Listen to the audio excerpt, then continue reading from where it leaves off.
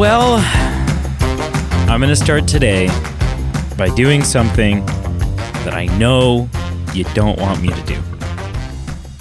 It's a Monday. Can't get any worse than this. Now, because this isn't a live show, we're not doing it every day. We don't record on the day that it comes out. We do, yada, yada, yada. The date isn't not going to line up perfectly here for the listener, but happy freaking birthday, man. What doesn't line up perfectly for my birthday today anyway? No, I know. I know, but that's what I'm saying, because we're not a Doesn't daily line up for show. them. It doesn't line up for us. Well, fine. You know what? To hell with you. Tried to do a nice thing. Tried to show you that although your number one goal in life is to hide the date of your birthday and make it so that nobody knows when it is, I still know. I still have it, earmarked. So There you go. yeah. You feel old?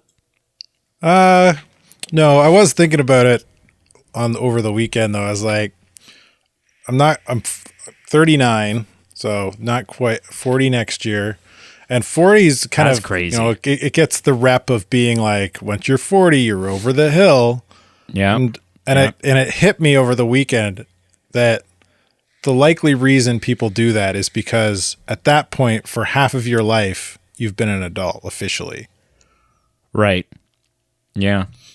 Is 40 the prostate exam? Do you have that lined up like in your near future? Is that what that is?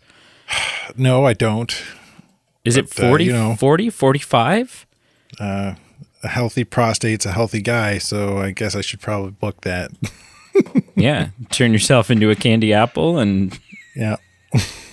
Hello and welcome to the Movie Men podcast. The B team. My rapidly aging friend over there is Carl. Hey, you did the thing that Pete always does. I know, right? I was like, I've never done it. 300 some odd episodes, I've never done it. I was like, well, I'm going to try it on, see if it fits. And that guy who is revealing national secrets is Brady. You got to do what you got to do.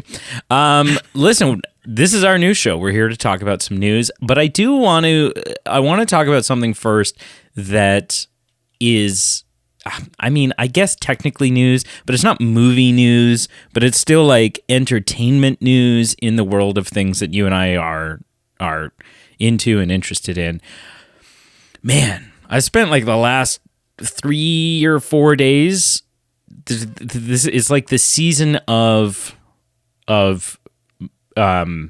video game industry people dancing on the grave of E3, first of all, and just doing their own thing and showcasing what they got and putting out all this content. Have you been watching any of it? Have you found time to watch? No, I don't watch it presentations? like I used to. I worked for 2 years at EB Games, and when I was for those 2 years, like I made sure to watch like the whole damn thing, and kind of it set a kind of a precedent in my life, because I enjoy video games thoroughly, that I would watch the whole thing after I had left EB Games, and that has kind of slowly dwindled off. And kind of E3 was kind of dying out before COVID. Oh, for sure. Came. You had COVID just people kind of like was the nail in the final Sony nail was in the like, coffin. yeah, we're not. Sony was like, we're gonna do our own thing. We don't really have anything to show. We're not gonna come. Yeah, I pretty much for like the last 5 years, I pretty much just YouTube the bits that I want to watch. Right. You Instead of scan sitting for the through trailers whole- the next day type The whole thing. shenanigan Yeah. schnagoodle. Well, so I'll give you a little update then. So a couple days ago was Summer Games Fest, which is kind of like the phoenix out of the ashes of E3 in some ways. I don't know. It was like a 2-hour, if that, presentation. They maybe showed like 5 or 6 games. Alan Wake 2 was kind of maybe the like most AAA thing there. There was their big emphasis. They were like, I don't know. It was so disappointing. It was such a disappointing presentation because they were like, and then at the end of our showcase today, we've got a really big special surprise thing that you're not gonna want to miss, right? You're gonna want to be here for it. So like throughout the presentation, they showed, Alan Wake 2. They showed Nicolas Cage showed up on stage, and he was there because he's like the new playable character in whatever, Death by Daylight or whatever it is, Dead by Daylight. And so it was kind of like, and you could tell the guy's never played a video game in his life. Like he did not belong there, but that's fine. Trying to recreate that Keanu Reeves magic from kind of they announced when Cyberpunk was Cyberpunk was released.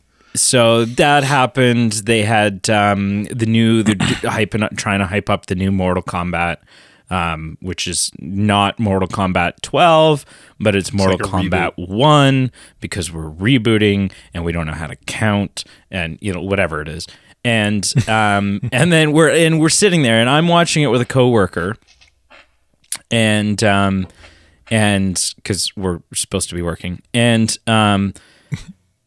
we're like hypothesizing, like, what is this big reveal going to be, right? And he had a theory for a while because he knew that they were planning some big special reveal at the end of this thing, and he was like, it's gonna be GTA 6. He's like, it's been leaked so many times. It's a thing that's going to break the internet. It's been like 10 years since the last one. Is blah, blah, blah. Like, they're going to come out. They're going to have this. They've been living on GTA Online for years. GTA Online, and then they tried to like redo that with Red Dead Online, and Red Dead Online was a total flop, and blah, blah, blah.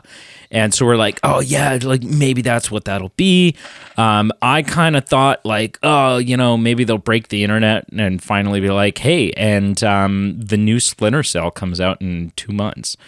And here you go. And so, but then I was like, but Ubisoft's got their own thing coming up, so they would save it for that. So I don't know, The big reveal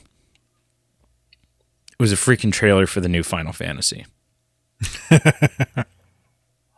A game that people already knew was like, it's the second part of the remake of Final Fantasy VII or whatever one they it's not like a true reveal.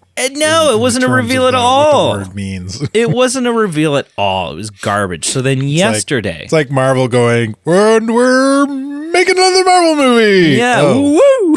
Yeah. Okay. We knew you were going to do that. Yeah. So then yesterday was the Xbox showcase. And I was like, okay, because you and I were Xbox guys, right? Yeah. And in the console wars that is Xbox versus PlayStation, and so I was like hyped, but I didn't know, like, admittedly, I'll be the first to say that not so much in the past, but more recently, Xbox pales in comparison when it comes to console exclusives, games exclusive to the console. They have struggled, which is why they're trying to buy up some other studios. Now, I would say in the past that wasn't necessarily the case when you had things like Mass Effect, Gears of War, Fable, like all of these, like Halo, what have you. Those were Splinter Cell. Those were strong exclusive franchises. But whatever.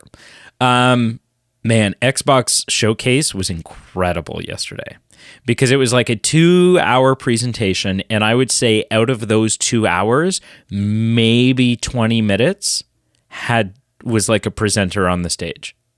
The rest of it was just like trailer drop, trailer drop, trailer drop. And they didn't like cut back to the stage at all. It was just like watching a montage of trailers, and it would go world premiere. And then the new trailer would play.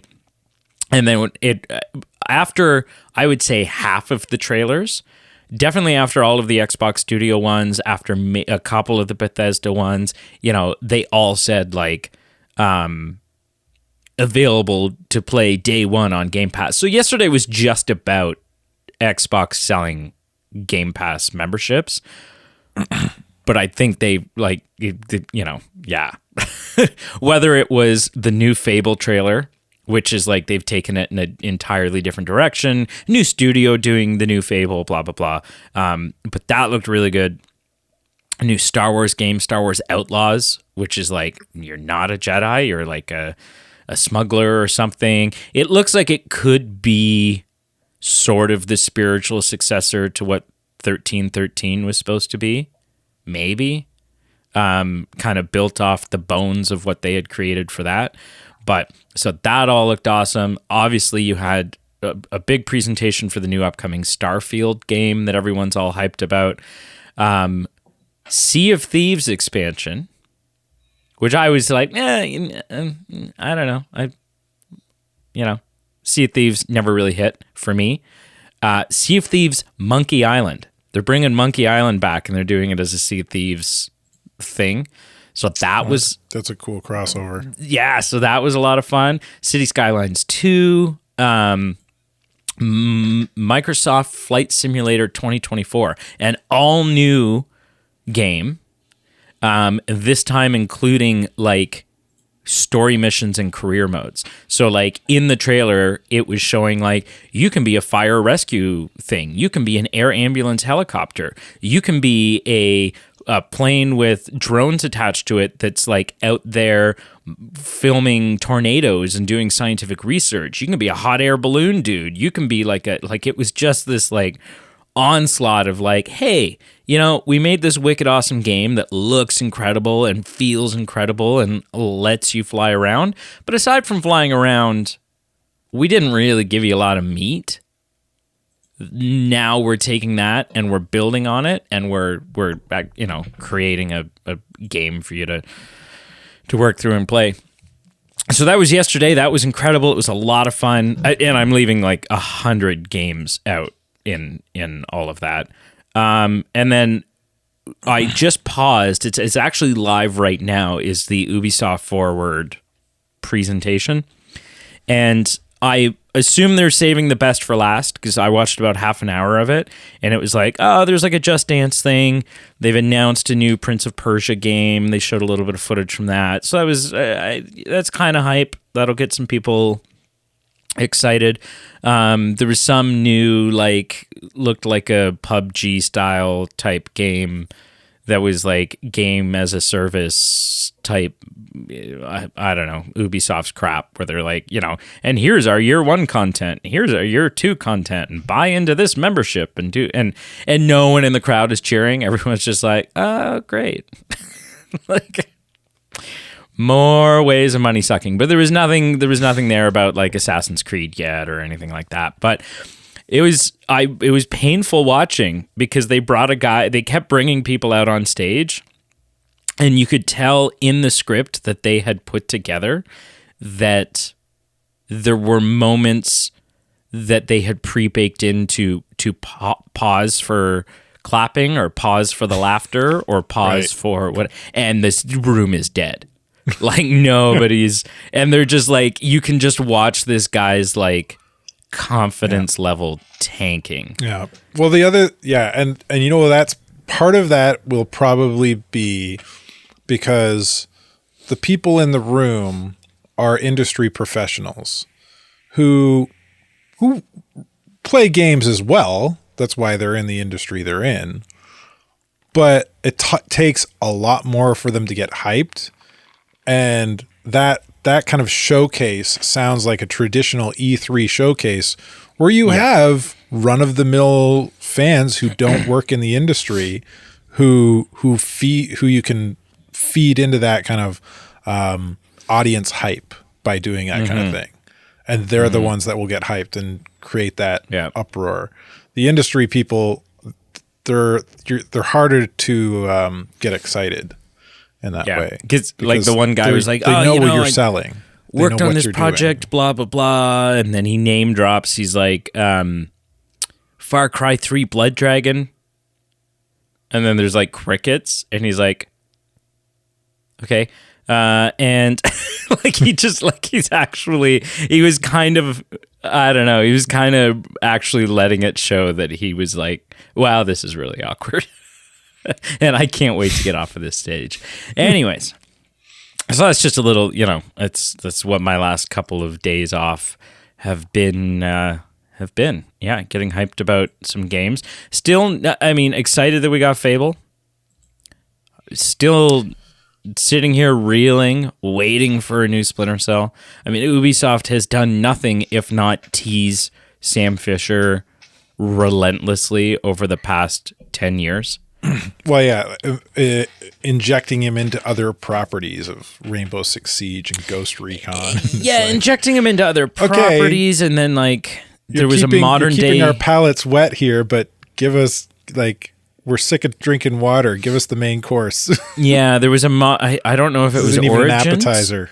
I don't know if it was Assassin's Creed Origins or Odyssey, but there's like a modern day storyline where you're like out walking around, you're like exploring your assassin's hideout where your little mini bootleg Animus is set up, and you can see like the third echelon goggles are sitting right there on the desk, and like, yeah, just like this relentless, like, we haven't forgotten.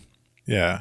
We haven't forgotten. It's like, okay, that's like an Easter egg, but like Rainbow Six Siege just had like storylines with Sam Fisher.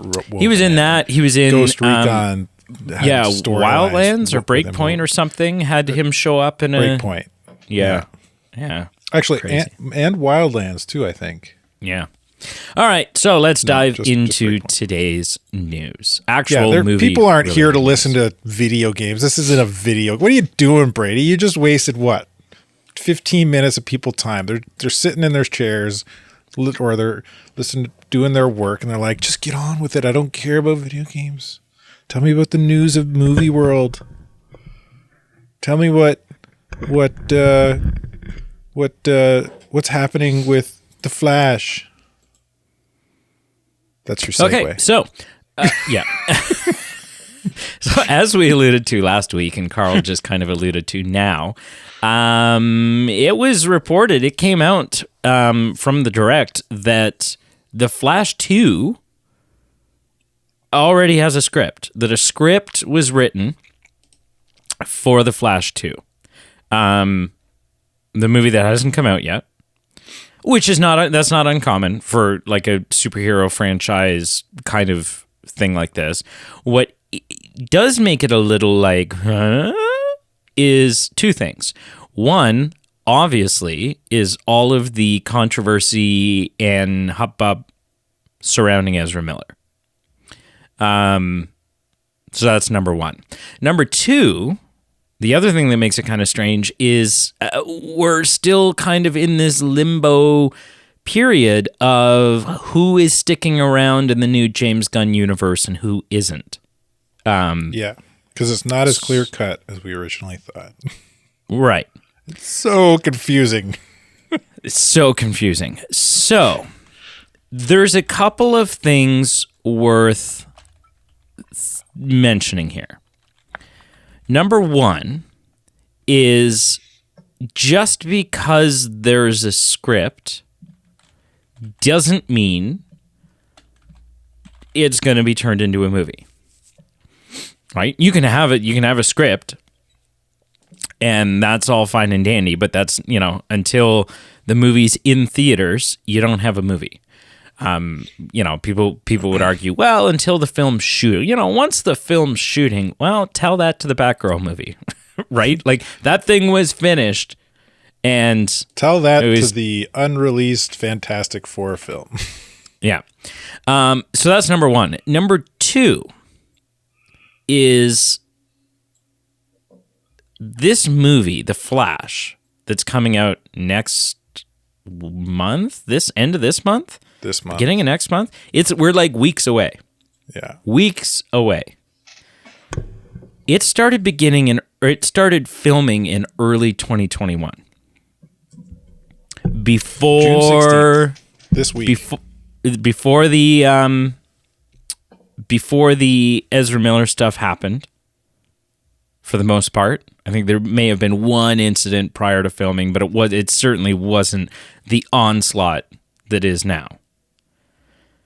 So this film started shooting years ago. Before the Ezra Miller stuff, before the James Gunn take over before any of that. And so we don't, what we know is that there's a script. What we don't know is how recently was that script written. Because if this thing started shooting in April of 2021 and the script for the second one was completed, they're like, this is super sick and this is what we're doing and we're, cameras are filming now and blah, blah, blah, and we know where we want to go with this. And so if this script, the second script, was written in July of 2021,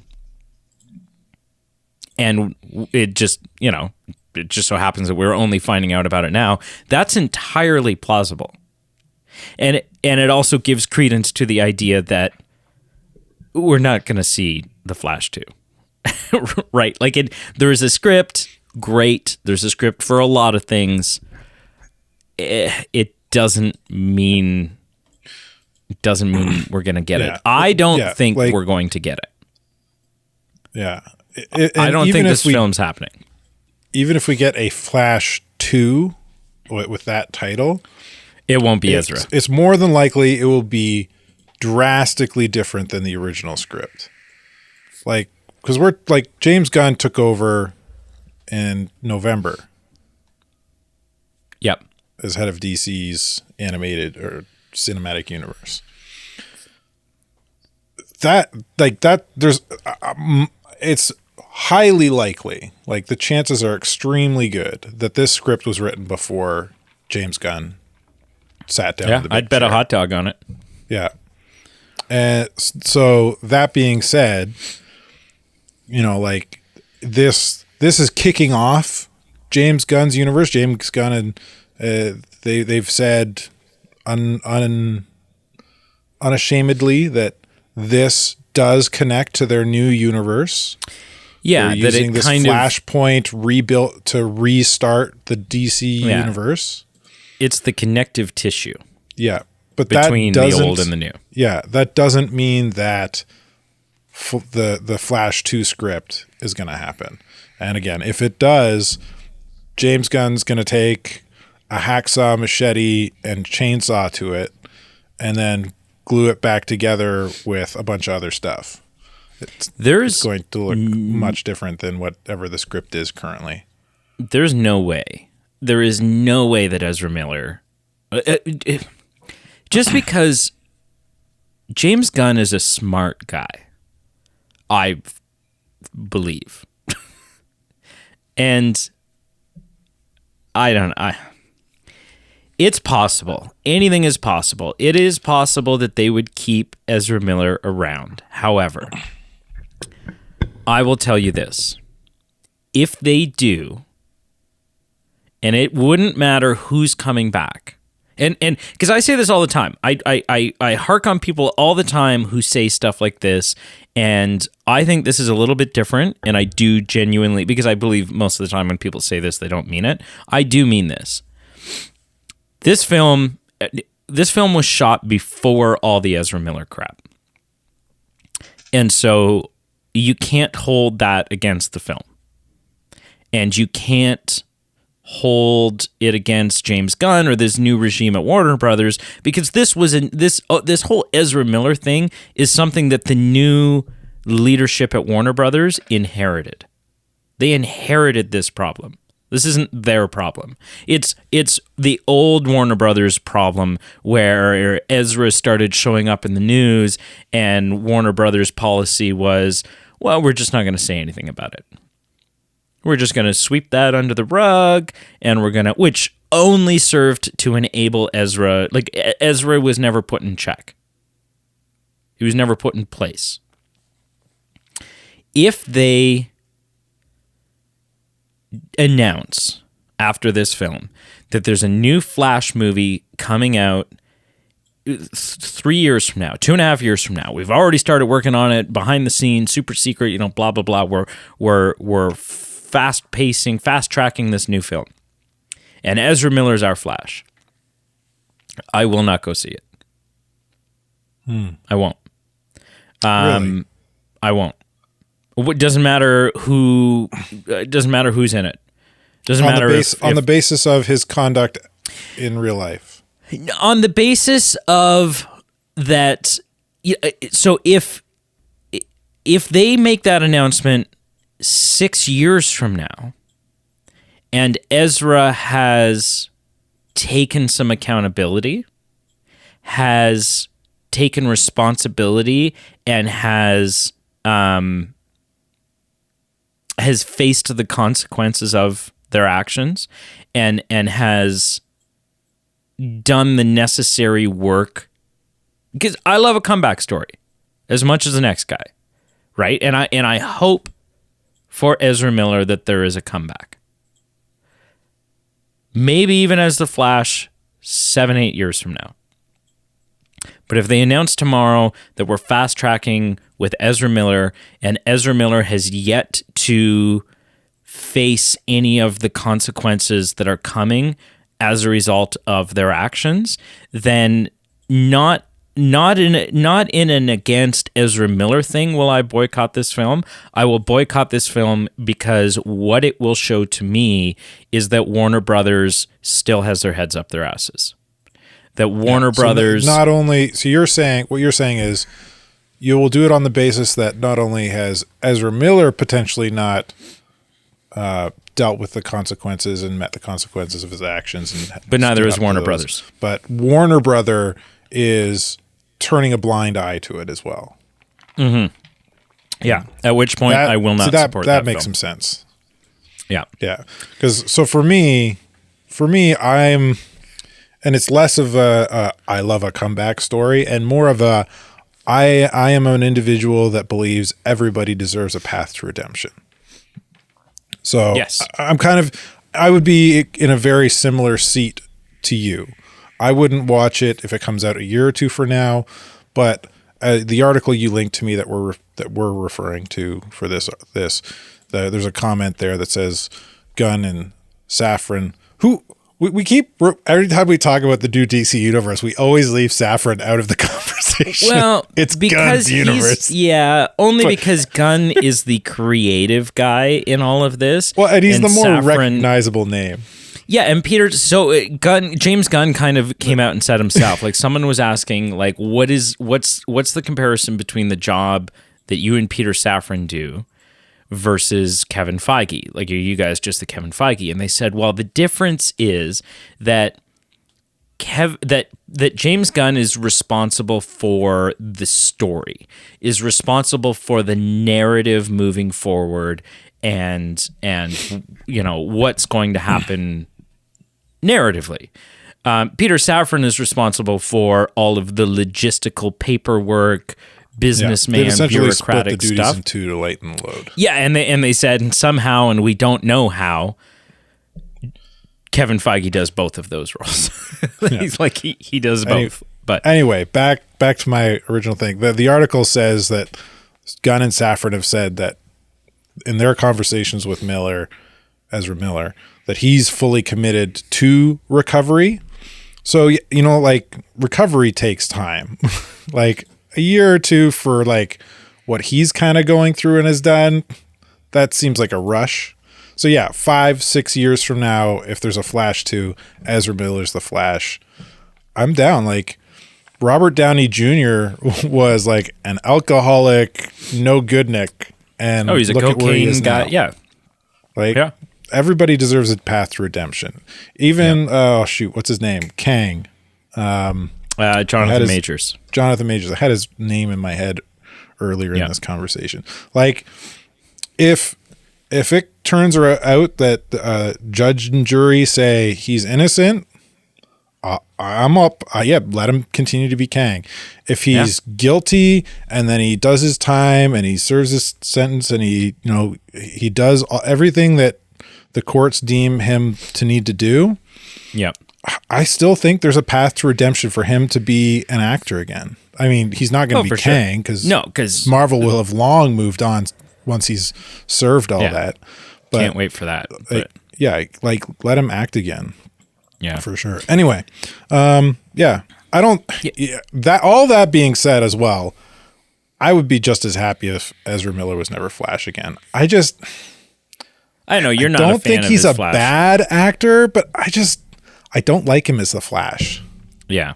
He doesn't, for me, he doesn't fit that mental image, both kind of as the way he kind of looks, but also kind of the way he portrays the Flash. So he's not my Flash. Yeah. I think he did an all right job in what I've seen him as the Flash so far, but I would not be heartbroken if he was recast.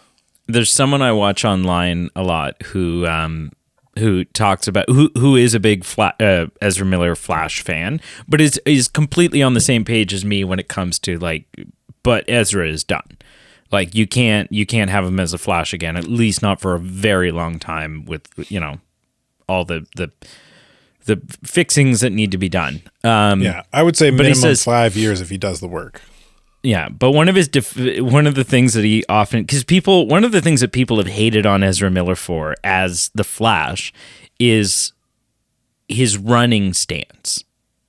Right. People like to goof on Ezra and go like, "Oh, I look so look at the way he runs as the Flash." Like it's just like that's not how someone runs. That's weird. And it seems more like jarring looks like he's and blah, blah, skating. blah. And this guy online who I like to watch is like, okay, tell me, show me a comparison where we can justifiably say that is not how someone who runs faster than the speed of light runs. This is how the Speed Force works. Yeah, it's like I'm like, okay, yeah, good point. Good like point. I'll say his running isn't what kills it for me. It's more like just how he looks and how. Like, he doesn't, in my mind, look like what Wally... I know he doesn't play Wally West. He plays... Barry Allen. Barry Allen. Even Barry Allen. I don't know. He just doesn't look like Barry Allen or Wally West or any of the Flashes in my head. So it just doesn't work for me. I know. That's all I got to say about that. Okay, moving on. In the world of the MCU... You and I have talked at great length about some of the recent disappointments that we've had, and how the track record with the MCU has gone from what it was, which was it was a weird day in Texas if a bad MCU film came out. Like for the most part, you could even bet the worst, that bank, even the bad ones were still good. They were still pretty good. More recently, it's been a little bit of a crapshoot. It's been a little bit of a, I don't know what we're getting, right? Hopefully it's good. Hopefully I don't walk out disappointed, but it's the MCU, so I don't know anymore. And two of those that we have talked about, one that I don't think is a bad movie, it was just a big letdown, was Thor: Love and Thunder. Thor: Love and Thunder has redeeming qualities. It's enjoyable. I still enjoyed it, but it missed the mark.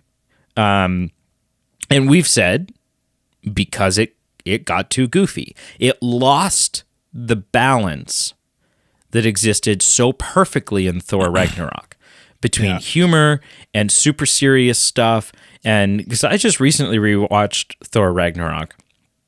It's a dark movie, man. Like Odin dies. It doesn't let that darkness hang. It throws a punchline in before it sinks in. But like Odin dies, Thor's hammer gets destroyed, Thor loses an eye, Asgard is destroyed. Like it's So I thought you were talking about Love and Thunder there, but no, you're right. Yes, that one is very dark. Perfect balance. Yeah, though. Thor: Love and Thunder was just goofy. Like you could tell they were having a lot of fun making this movie, but that it was just goofy. The other one that we crap on. Well, hang on. The comparison between the two is like, if you look at the storyline for Love and Thunder, it's also a very dark storyline. Jane has cancer. Jane's got cancer. Kids get captured and are going to be sacrificed. Like, there's some dark content in there. But like I said, when you were talking about Ragnarok, and I thought you were talking about Love and Thunder, they don't let that darkness sink in and take root and have a moment. There's no moment to breathe. They they bring levity in to relieve that moment before it hits that deep spot inside you. Yeah. Yeah. Another one that we crap on, and not in the same way that we crap on Thor: Love and Thunder, because like I said, I think Thor: Love and Thunder is it's a good movie. It was just a letdown. It just had a lot of problems. Ant-Man and the Wasp: Quantumania is a bad movie. It's bad. It was not good. It was not good. There are good moments in it. Jonathan Majors' performance in it is fantastic. Fantastic. But it's a bad movie. And one of the things that we said during our review of it was it felt like they forgot what the Ant-Man franchise was about. Because the first two Ant-Man movies, which are pretty good, are smaller, closer to home, happening in your backyard kind of stories. Right? They feel more, I don't know. What's the word I'm looking for? You get what I'm saying though, right? That they're not like this massive scale movie. It's like, this we got to stop this other guy from using the Pym particle attack, or we gotta rescue Janet from the quantum zone. Yeah, and there's some then Ant-Man and the Wasp sideline stories in there with like Ghost and and then Ant-Man and the Wasp: Quantumania was like, oh, the whole world is like it's the end of everything, and it was just this massive. It felt like an Avengers level threat, but in an Ant-Man movie. And it just it wasn't even like our world. It was like the quantum realm was at threat. Yeah, and then by association, if Kang gets loose, the world's at threat.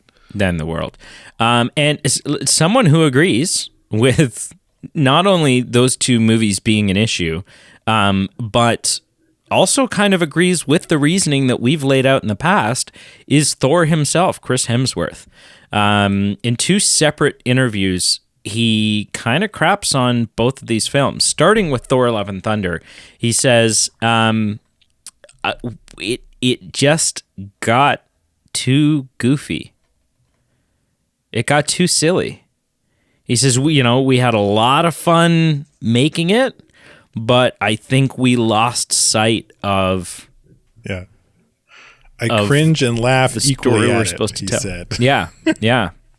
I think we just had too much fun.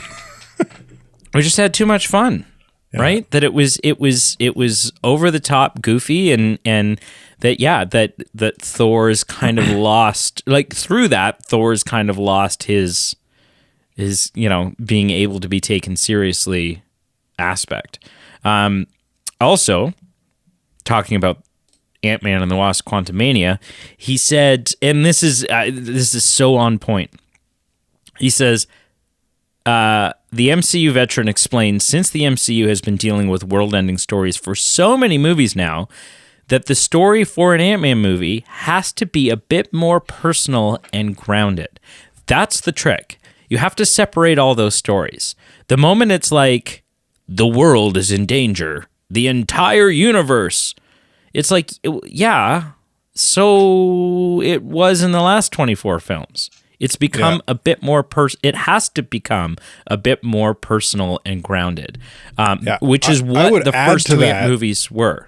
Yeah, I would add to that you hurt your big culmination films because of that same reason. Sure. Yeah. So all the one-off the individual hero films were world-ending, universe-ending films as well. So what's the difference here? If the individual dealt with it, then together it's a no problem. There's no stakes at that point. Mm-hmm. Yeah, 100%.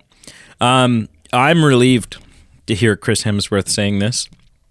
Like at first I saw Chris Hemsworth is crapping on Marvel movies. He's like this entitled, now thinks he's bigger than the franchise kind of actor, blah blah blah. And I started reading into it. And I was like, no, he's got it.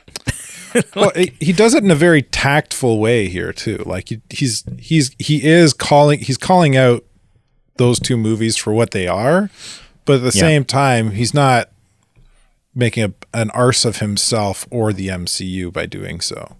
No. So, yeah. And in a way that I don't think, sometimes actors come out and they say things and then the studio's like, oh, Chris, we wish you hadn't said that. Now we have to slap your wrist. We're not going to work with you anymore.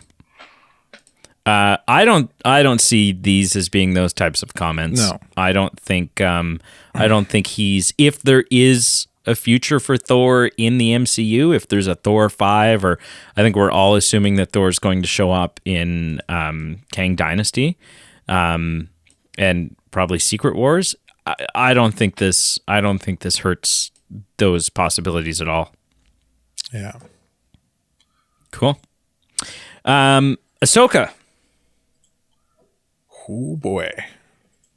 A character who I became familiar with largely thanks to you, with constant recommendations to watch Clone Wars. And then I finally watched all of Clone Wars in prep for watching... where did I do it? In prep for watching Bad Batch? Yeah.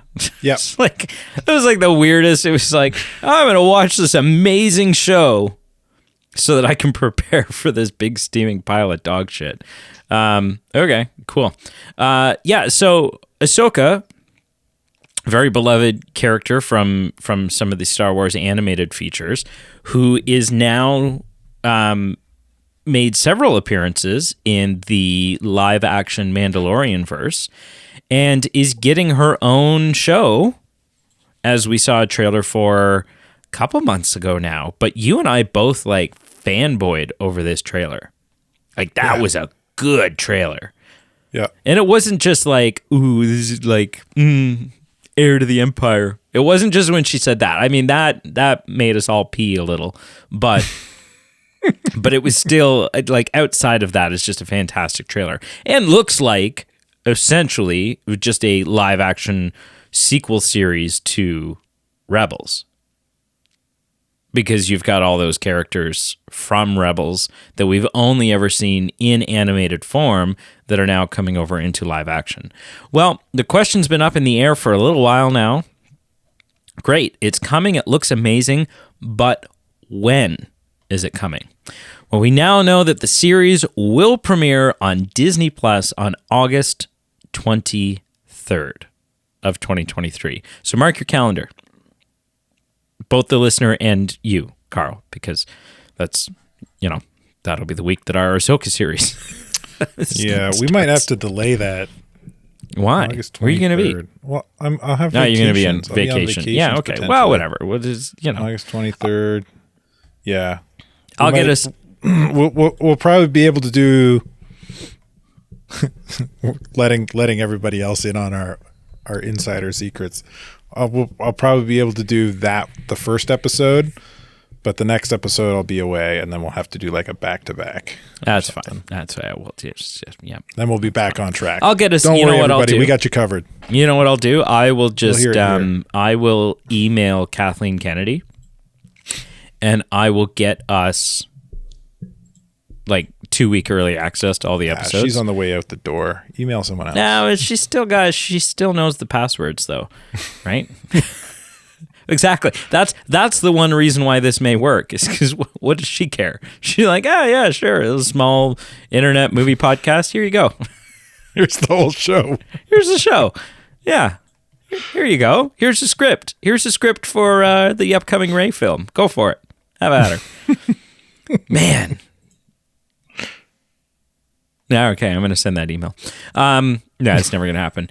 Listen, I'm so pumped. I'm so pumped for this. It looks like it's, what is that? The 23rd is a Wednesday, which is keeping with sort of the release dates that Star Wars has done up until this point with their shows.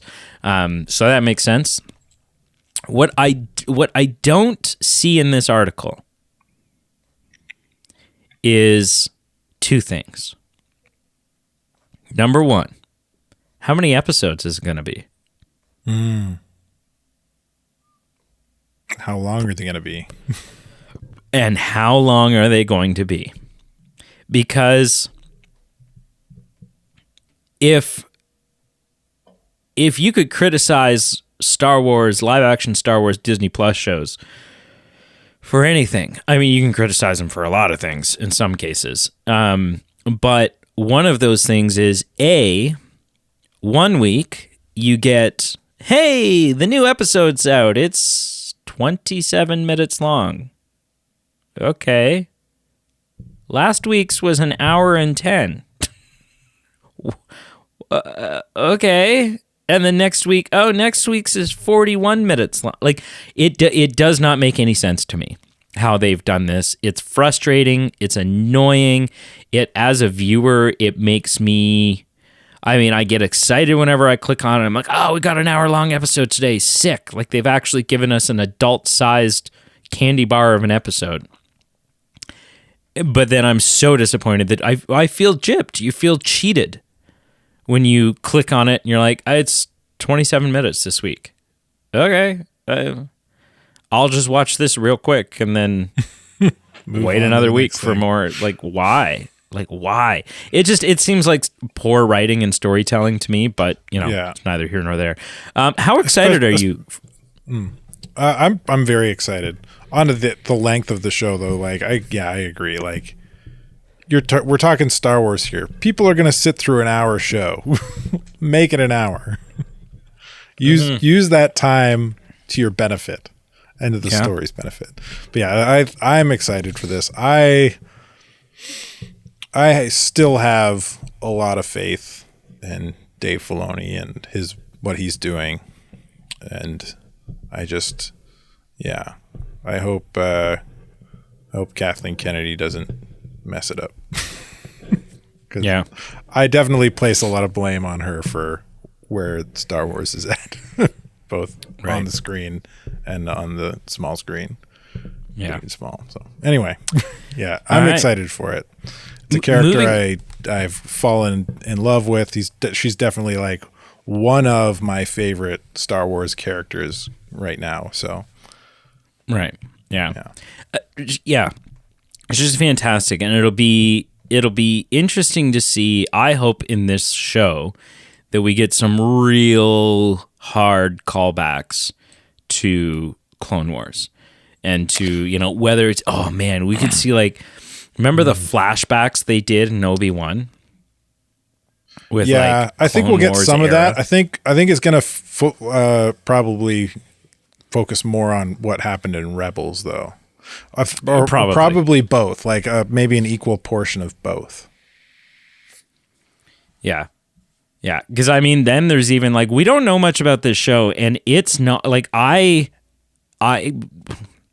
50-50 right now as to whether or not you're gonna click on to one of these episodes one week and go, holy shit, it's Hayden Christensen.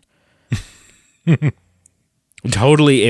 totally possible, right? If they did a flashback, totally plausible that cool. They could do that. Like what they did in Obi-Wan, Moving on, and back to the Flash and the Ezra Miller situation. Today is the day. As of the day that we're recording this, today is the day, June 12th. It's the Flash premiere in Los Angeles. It's happening. Crazy. Yeah. Crazy that this is finally Friday. Here. Yeah. Crazy that it's finally here. Like, mind-blowing that it's finally here. Ever since I was a small child and I heard that Michael Keaton was coming back for this movie, I have been just beside myself in excitement. Chatting it up to people, telling people why they're wrong about Christian Bale. Right? It's just, I'm so excited. So excited. Well, one of the things that was kind of up in the air and we were kind of questioning for a very long time as movie fans was, when it comes to releasing a film, there's quite a press tour that happens. You have your actors, you have your director, you have whoever that go on different talk shows, they do interviews, they show up at the premiere, and they talk to people on the red carpet, and they hype the film, and they talk about their experiences. And one of the questions has been, where will Ezra Miller fall into all of this? Because for a while the question was, well, are they going to even, like, what are they going to do with this movie? Are they going to release it? And if they do release it, are they going to release it in theaters? Are they going to dump it on HBO Max and try to just like sweep this thing under the rug? Like, what do you do at this point? Well, and we found out, yes, it is getting a theatrical release. And we started seeing some posters and some trailers for the film that definitely seemed like they featured less of Ezra than they could have initially. But then our more recent trailers, Ezra's featured very prominently. And so, yeah, the question was just that. What do you do with Ezra Miller as far as getting him out there and promoting this movie? Well, we now have our answer. I mean, there has been no talk show appearances by Ezra Miller. There has been no interviews with Ezra Miller. Kind of, staying as low key as possible right now. And we've now found out that today, Ezra Miller will be in attendance at the premiere, which I think makes sense. I think you kind of have to do. You kind of have to have your lead in the film there. Otherwise, it just looks real shaky for the film. For the same reason that I think it's fully possible that James Gunn and everybody else knows that Ezra Miller will never be the Flash again. But you don't say that right now.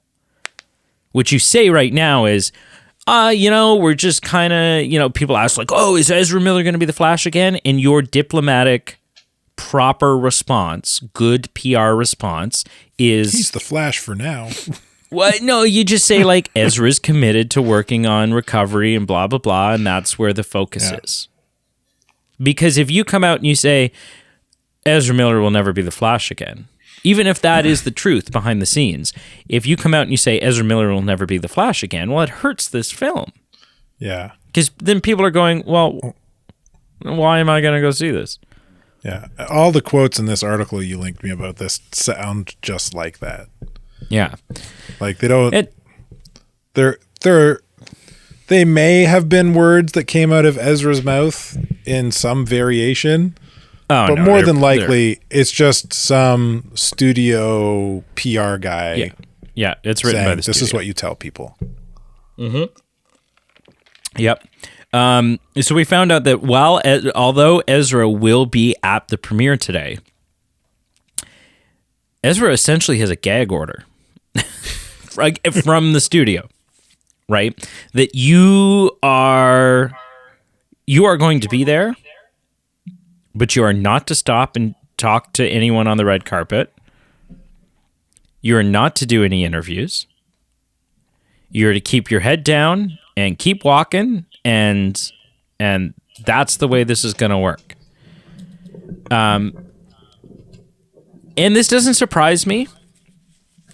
And I think this is absolutely the right thing to do. I think it's the thing that you have to do, because I'll tell you right now, if Ezra Miller was walking down the red carpet and had full green light to go do some interviews and mingle with the people and talk and do whatever, the questions that the reporters are going to be asking Ezra Miller are not questions about the Flash. It's not going to be, what was it like to work with Michael Keaton? What can you tell us about the suit that you're wearing?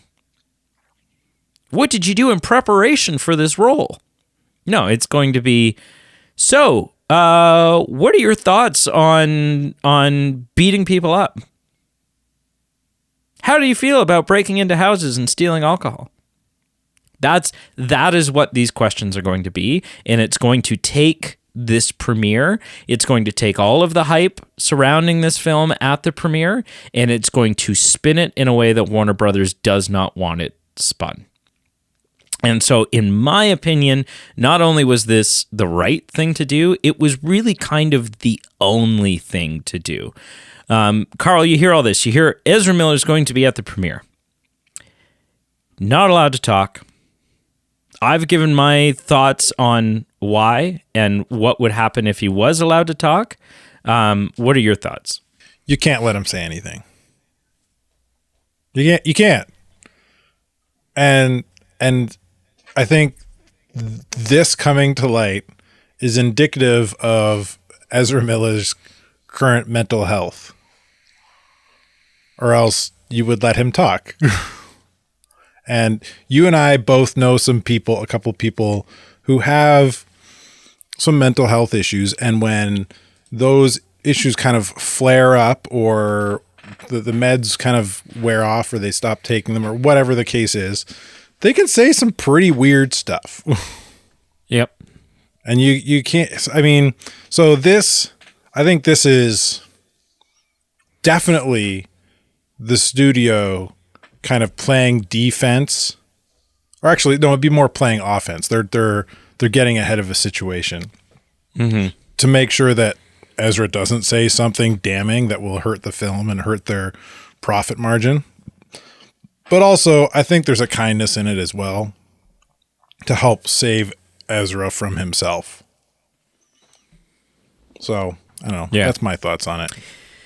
Yeah, because like I said, even if Ezra is completely, in a good headspace right now and is there and is ready to talk the film and is whatever, those aren't the questions that Ezra is going to be getting. Right? Yeah. People are just going to be asking questions about all the crap.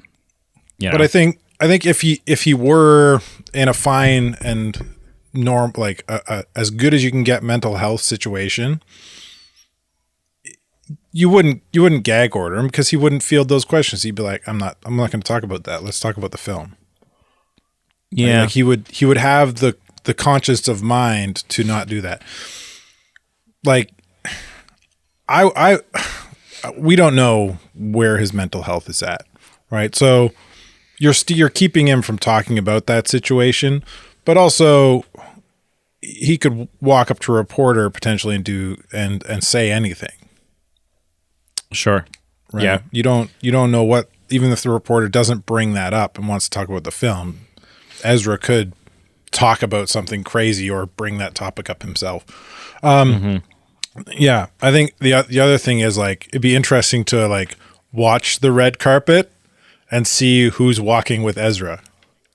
Like, is it two big burly guys in suits, or is it like, or do they play it a little bit more sly and like have a pretty girl on his arm who kind of keeps him away from people? You know what I mean? Like, somebody's gonna be there to make sure Ezra doesn't talk to people. Yeah. It'd be interesting to see how they do that. Yeah. Cool. All right. Well, moving on.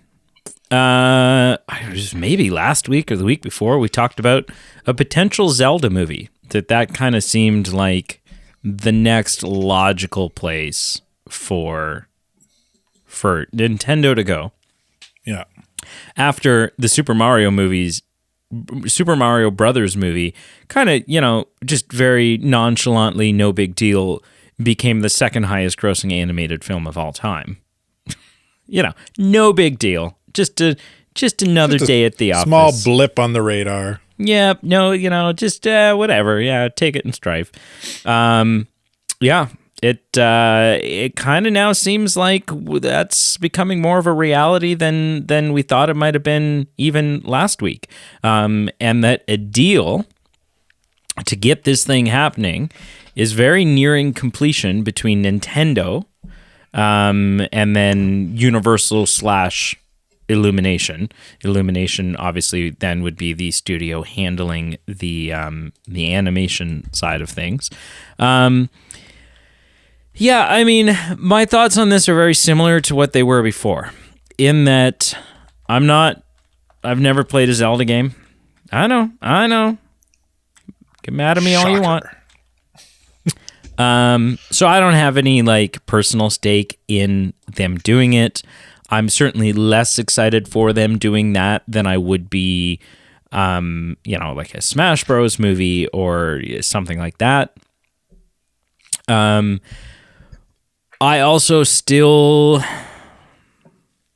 I also still think that you face a really difficult challenge in that I don't see, as we've talked about, there are routes you could take to do this film and not have Link talk. But I don't think that's the likely route. I think the route that you should take, you reach the point where all the fans are going to go, no, we don't want Link to talk. We don't want Link to talk. We don't want Link to talk. Well, these are fans. They're not filmmakers. They're not storytellers. And they don't necessarily, they know what they want as a fan. And that usually doesn't go much further past, well, that's how it is in the video game. But, you put this in the hands of people who are good at storytelling and who understand the ins and outs of okay, what do we have to do to actually make this an entertaining story that we can put up on the big screen and people are going to track with. And my guess would be that will involve Link having a speaking role in this film. Yeah. It would be, you could do it where he doesn't speak, but you would have a far less compelling, interesting story. Yeah, exactly. And it's going to piss fans off. And not all fans, but it will piss some fans off. And you're going to have those fans, well, if Link talks and I'm not going to watch it. Okay, then don't. I don't know what to say. Then don't. But I don't know. You're a little bit, just by the fact that I've never played one and don't give a crap. You're certainly a bigger Zelda fan than I am. Sure. Just about everybody is. What do you think? What do you think about the idea that this is seeming like it is the next Nintendo Studios film that we're getting? I think it's exciting. I think as long as it's as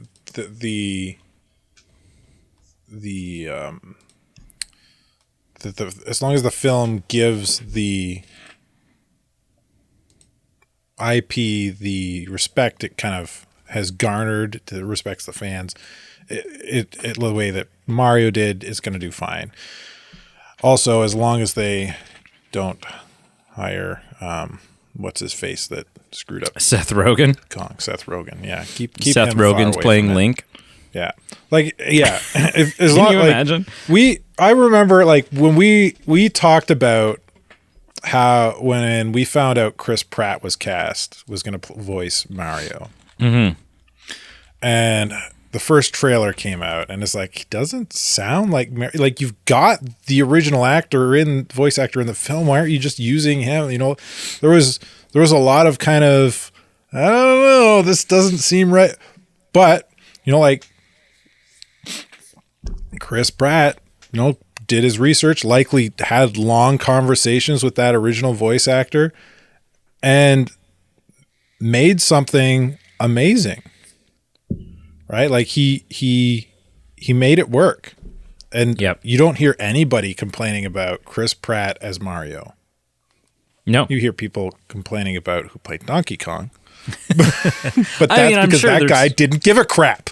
I'm sure there's some knuckle dragger out there that's still oh, Chris Pratt sucks. But for the most part, the perception of the film was not whoever voices Link, as long as that person kind of approaches that role with an air of this is important to people and I need to do it justice and do it right and not make it my own within the confines of what it is, not make it my own and just use my own voice. You know what I mean?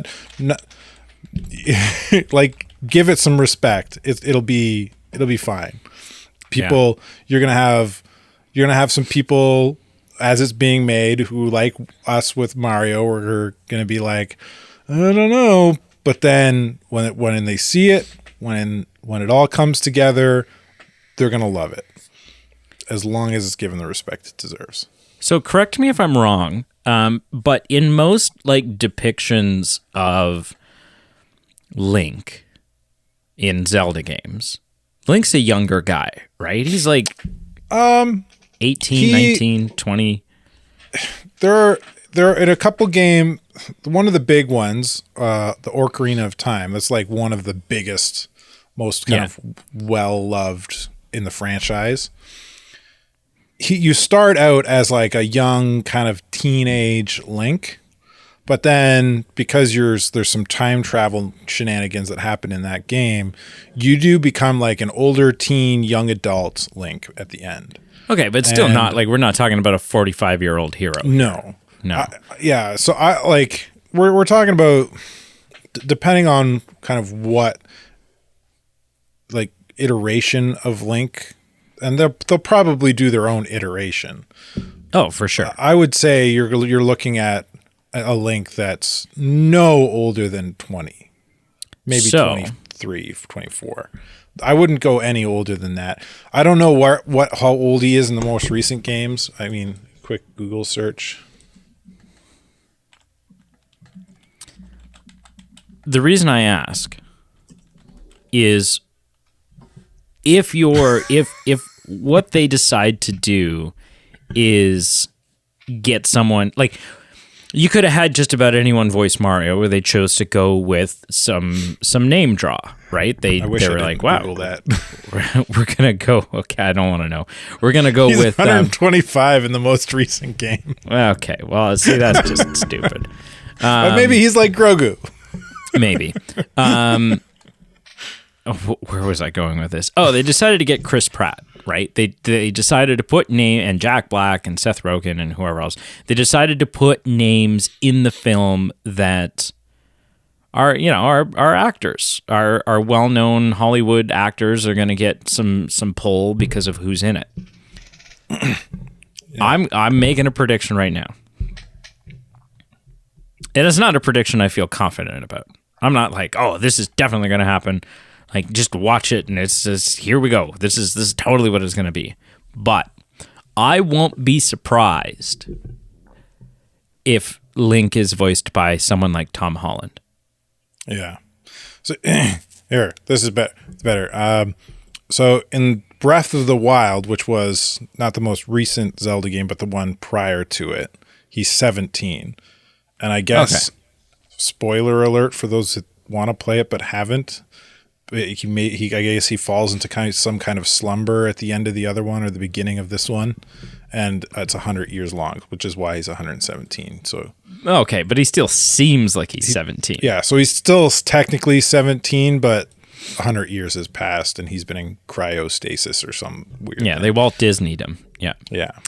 So yeah, he's always a late teenager, early young adult, usually in most of the games.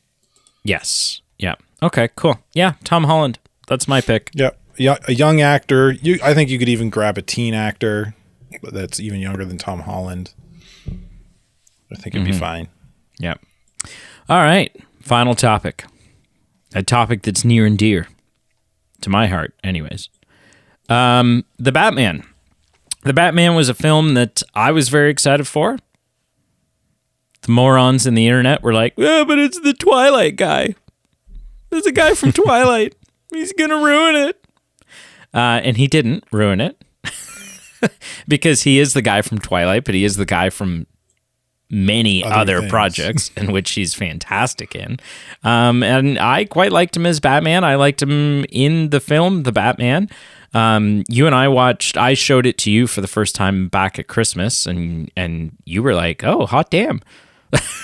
Like, this is a good movie.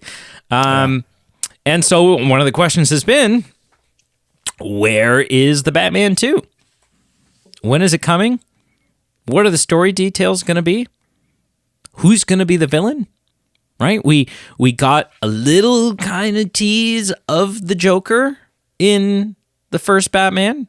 So the question, I think, on a lot of people's mind was, are we going to get the Batman versus the Joker. I think there was a report because the idea was always that this was going to be a trilogy. And I think I remember hearing something that the Joker was likely the plan for the third one. That they were going to tease him now. Maybe there's a tease in the second one. Maybe not. I don't know. But they were going to kind of let that sit and marinate. Well, let's be honest. Joker's low-hanging fruit. When it comes to storyline and script writing for a feature-length film, it's low-hanging fruit. It's really easy. If you want to challenge yourself and do something different, you don't use Joker. I would agree, but I also, and I know not everybody agrees with this, Joker is low-hanging fruit, sure. And we've seen a Joker adaptation in every on-screen Batman that we've seen has had a Joker. Yeah. And there's a lot of people out there who are like, well, so don't do it this time. Just don't give us Joker. We don't need Joker. And I know I'm in the minority here. Well, maybe I'm not. I know there's a lot of people who disagree. But I would say I don't think you need to do Joker now. But I do think that in order for if you're going to do a trilogy, in order to get the fullest, most well-rounded version of your Batman story, that yin and yang, that dark versus darker, I was going to say light versus dark, but neither of them really fit that role. That two sides of the same coin aspect, you need to see Batman up against his greatest foe. There's a reason why Joker is, because when Joker was created in the comics, he was not necessarily created to be Batman's biggest foe, his arch nemesis, his whatever. He was just another villain. He was a villain, for the villain of the week. And it kind of naturally became, because there were many years that Joker was appearing in the comics, and it still wasn't Batman and Joker. But naturally over time, it became that because of the dichotomy between the two of them. Progressed into it. Yes, because it naturally evolved into that on its own, because it is just, Joker is the perfect answer to Batman. And so I get a lot of people are saying, do the trilogy, don't have Joker as one of the villains, don't do it, blah, blah, blah. I say you don't need to introduce him right away. But I do think if you are going to have a complete Batman story, I don't think a Batman story, and I don't just mean like a Batman movie or like a Batman comic thing or whatever, but I mean like the full story of Batman. If you're going to tell the full story of who Robert Pattinson's Batman is over the course of 3 films, you have to include the Joker. Yeah, because and I would agree with you. It would be like doing Sherlock Holmes without Moriarty. Yes. Yeah. It's he's still Batman without Joker, but you won't see him, Bane is stronger, sure. The Riddler is smarter, sure. But nobody tests, no one is a bigger test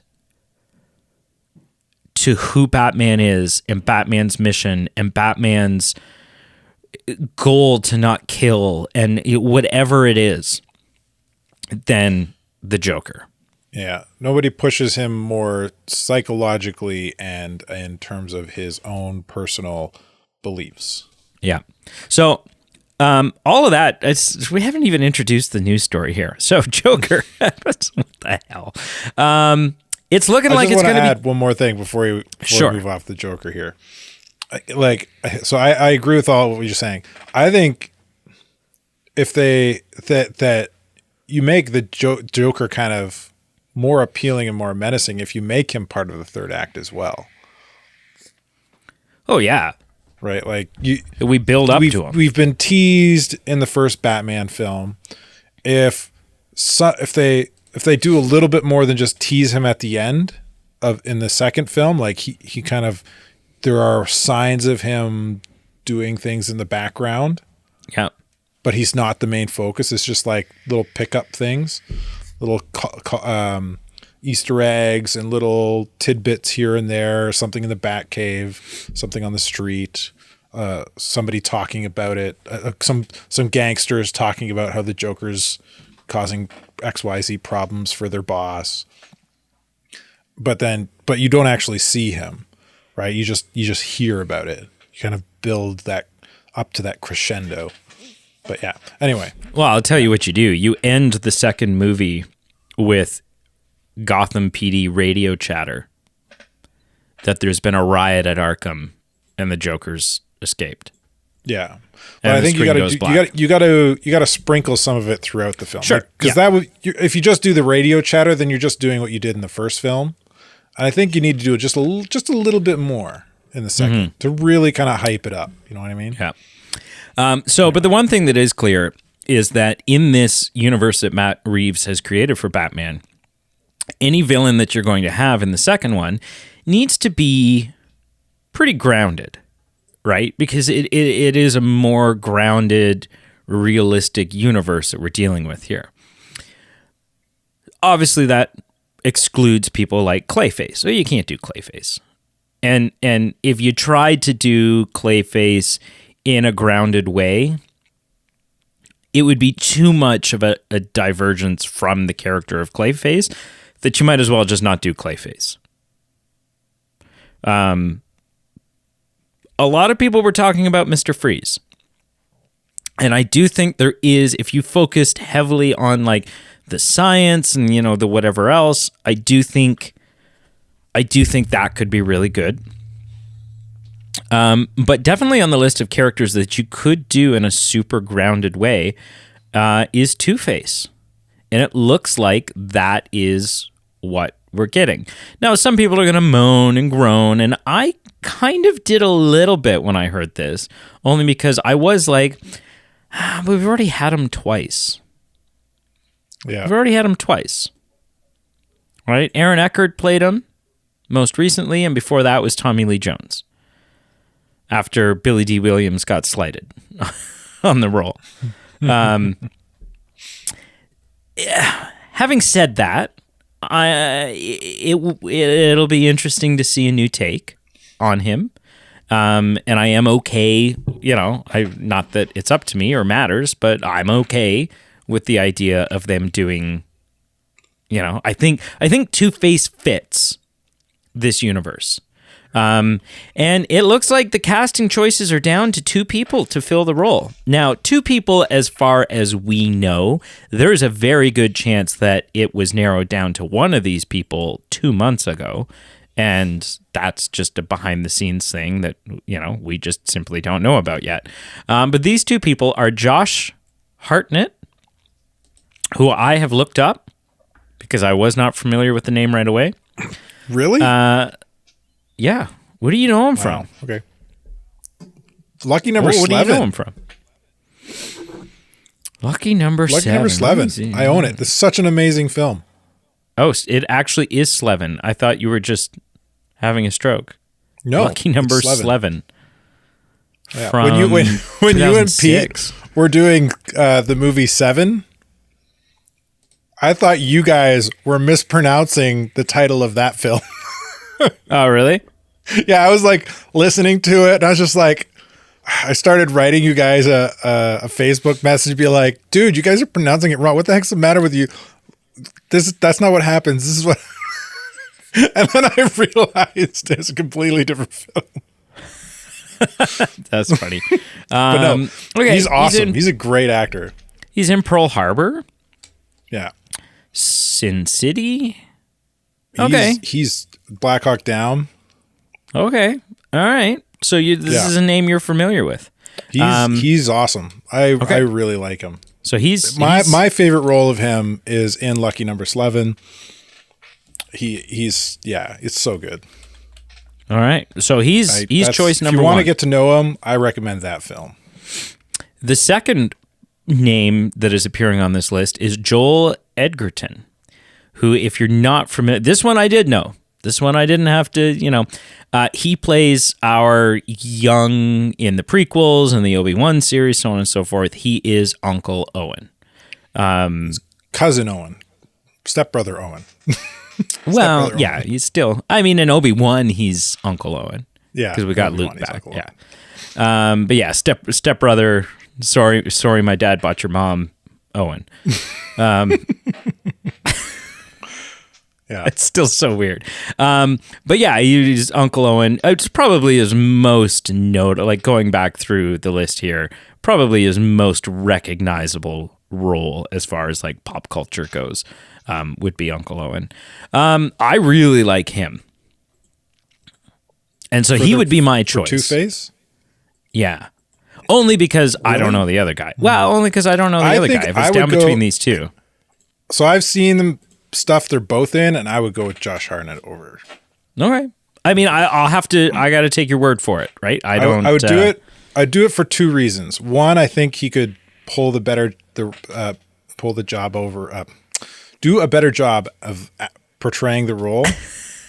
Yeah, I don't know why you sounded like you were trying to turn this into a bank heist. Yeah, pull the job over. Based on what I've seen him in, I think Josh Hartnett could portray the role better. Okay. As an actor. And two, I think Josh Hartnett looks like more of a pretty boy, which would really pronounce that Two-Face. Like you wouldn't have to do a whole lot to the other half to make the two the kind of contrast between the left side and right side of Two-Face. Yeah, just give him like a real hairy mole or something. Where Joel is kind of like a more gruff looking, kind of handsome. Yeah. Yeah. Both handsome. Yeah. Different. But Josh is more of like kind of a pretty boy look, I think. Yeah. Which to me just kind of sells the district attorney look more than the other one. Okay. So you've already said which one of these two you prefer, but what are your thoughts in general about Two-Face being our villain for the second Batman film? Is there a different villain that you think you could do in just as much a grounded way that you would rather see instead? And question number 3, I'm just piling them on you here. If it weren't down between these two actors, is there an actor you have in mind that you think would do a better job altogether as Two-Face? Man, I'd need more time to think about the number 3 to answer that one. But I think Two-Face. What was the second question? Is there a different villain that you think they could do just as grounded that you would rather have than Two-Face? Villain, eh? Oh man, Kite Man. That would still be like, because that's the other thing too, right? Yes, Batman's got this like more niche rogues gallery that you could dive into, but I think that's the wrong move for a big film like this. You really want to get someone that people are familiar with. The comics in recent years have taken a lot of these like lesser known villains who are kind of like jokes even in the comics. Like they're easily taken down at the beginning of the comic storyline, and then we get to the main antagonist, like Kite Man. And they've given them really deep and intriguing stories. Like Kite Man's the example here. Like I haven't read it, but I know of how they've kind of dove into Kite Man's story in the comics, and they made it kind of really intriguing from what I understand. So like cinema has the opportunity to take these kind of lesser known quick beat 'em up here villains and giving them something really and doing something really intriguing with them. But yeah, it's not going to sell tickets as much as a Joker. Yeah. That being said, an alternate to Two-Face, I think is still being grounded. You could do Pig would be pretty Professor grounded Pig. and really interesting, especially for that universe. You could do Mad Hatter. Mm-hmm. Yeah, Mad Hatter just would be using like cool. hallucinogenics and stuff. Yeah. So I think there's definitely options.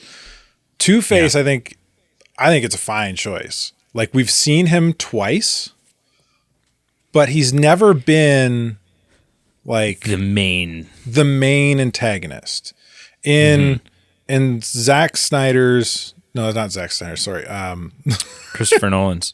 Christopher Nolan. Thank you. Christopher Nolan's Two-Face. He's Harvey Dent for like 2/3 of the movie. It's not till the third act. Yeah, he doesn't show up as Two-Face till the last act. And he's not really Two-Face long enough to really have an impact. It's more him becoming Two-Face for that short time that is the impact. It's more what Joker has done to him that's the impactful thing there. Even, and then you go back to the Two-Face we got in the 90s. Tommy Lee Jones, very comic book accurate Two-Face. But really, Riddler's story was the forefront of the antagonists there. Tommy Lee Jones' Two-Face was more just a catalyst from the beginning for as an antagonist. He was the muscle because Riddler in that film couldn't throw a punch. Outside of Two-Face being a gangster, we don't get any storyline. Like, there's no plot development for Two-Face. There's no character growth for Two-Face. You know, Two-Face is who he is at the beginning and end of that film. He's not really the main antagonist. He's just he plays sidekick to the main antagonist, really, which is Riddler. In my opinion. Yeah. No, I agree.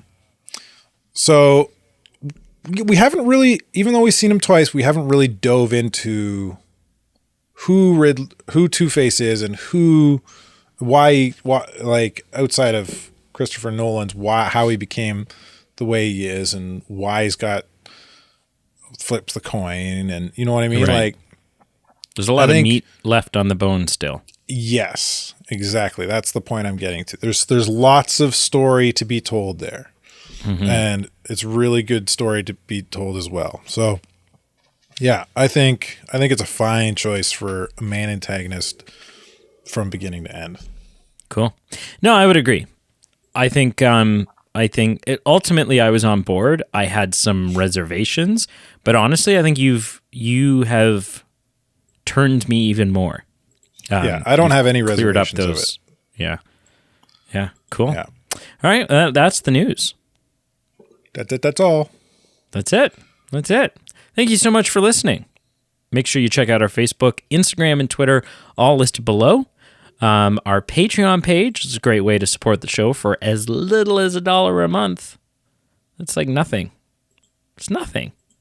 Nothing to you. It's a lot for us. So please consider it. You also get a lot of wicked perks, access to exclusive content, some fun videos that we put up there. There's Carl singing a song about, I don't even remember, waiting. What were you singing I was about? waiting for you. You were doing something. Yeah. So do all that. And then we have a merch page. T-shirts, stickers, water bottles, mugs, all kinds of stuff. Actually, someone just sent in an image the other day of their first drink out of their Movie Men coffee mug. So that was, we're helping caffeinate the world. There you go. One coffee mug at a time. And check out all our other episodes. There's like 300 of them. there's so much. I'm going to let the cat out of the bag about something that's coming up. Ooh. With Carl and I. I don't like cats. Something that's never been done before. Carl and I. So on the Movie Men podcast, it's a regular occurrence that Pete and I will pick a franchise. We kind of work through that franchise movie by movie. Sometimes we have like a special ranking system for it. Sometimes we don't, but we just kind of, we work through it slowly but surely. And that's always been a me and Pete thing. But now Carl is jumping into the ring. Yeah. So starting very shortly, Carl and I are going to begin working through the John Wick franchise. Have you seen any of them? Sorry? Have you seen any of the John Wick films? I've seen 3 of them. The fourth one's coming out, isn't it? The fourth one? It's already it was in theaters. It broke all. So I haven't seen the fourth one yeah. yet. That's the only one I haven't seen. Okay. So I haven't seen any of them. So it'll be an interesting. It's going to be interesting. I'm not the biggest Keanu Reeves fan, and I'm not an immediate diehard action junkie. But I am very interested in figuring out what all the hubbub is about. So stay tuned for that, because it'll probably be a lot of me going, "Oh, that was stupid," and Carl will be like, "Yeah, but it was amazing." If you want to get yourself hyped up for it without watching a lot of trailers or something, and this goes for you and anybody who wants to follow along as we watch and talk about them, just watch some YouTube videos of Keanu Reeves training for John Wick. Just like go to YouTube and search Keanu Reeves training John Wick or something like that. And the videos, just watching those videos is insane. Like, yeah, the lengths he went to. Oh man, to become this character. Yeah, so well, it's probably nothing compared to the physical workout and lengths that I go through just to do this podcast.